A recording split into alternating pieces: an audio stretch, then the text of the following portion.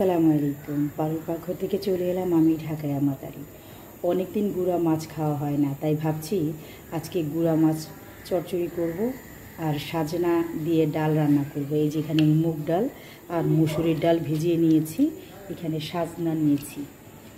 এখন আমি রান্নায় চলে যাব, চলুন। দিয়ে দিচ্ছি সাজনা ডাল। প্রথমে আমি এখানে দিয়ে দিব কতগুলো পেঁয়াজ, তারপর দিয়ে দিব এখানে টমেটো, তারপর দিয়ে দিচ্ছি আদা রসুন 1 চামচ, অল্প একটু দিয়ে দিব এখানে হলুদ, একটু মরিচ দিয়ে দিচ্ছি অল্প, আর হলুদ দিয়ে দিব 1 চামচ, দিয়ে এখানে আমি লবণ দিয়ে দিব। লবণ দেওয়া হয়ে গেলে আমি এটাকে ভালো করে মাখিয়ে নেব। এখানে আমি এখন পানি দিয়ে দিব। বলক চলে এসেছে, এখন মাখিয়ে নেব কাচকি মাছ। দিয়ে দিচ্ছি কাচকি মাছ, দিয়ে দিচ্ছি তেল, বিসমিল্লাহ।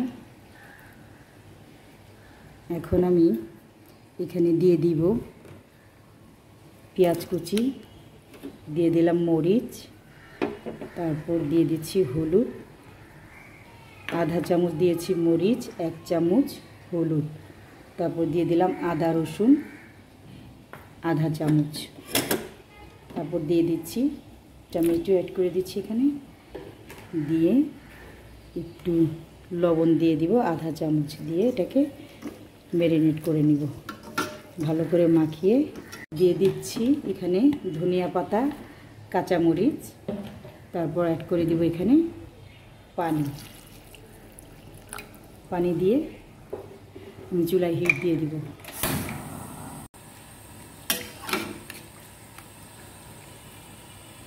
এখন এটা ঢেকে দিব।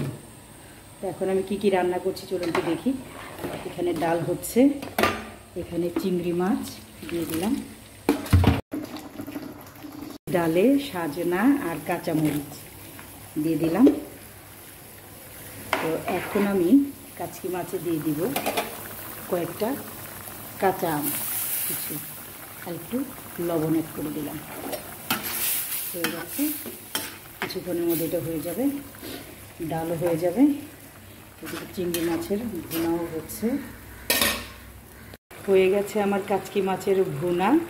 এখানে ডালও হয়ে গেছে প্রায়। এখন আমি রসুন দিয়ে দিব, এখানে রসুন কুচি দিয়ে বাগার দিয়ে দিচ্ছি রসুন, আর রসুনের বাগারটা দিয়ে দিলাম। এখন কয়েকটা ধনিয়া পাতা অ্যাড করে দিব। হয়ে গেছে আমার সাজনা ডাল এবং গুঁড়া মাছের ইয়াম্মি তরকারি। দেখি খুব ভালো লাগছে, খেতে ইচ্ছে করতেছে। তো যে যেখান থেকে ভিডিওটি দেখলেন যদি ভালো লাগে লাইক দিয়ে দিবেন। সবাই খুব খুব ভালো থাকবেন, নামাজ পড়বেন, নামাজ বেহেশতের চাবি। আল্লাহ হাফেজ, আসসালামু আলাইকুম।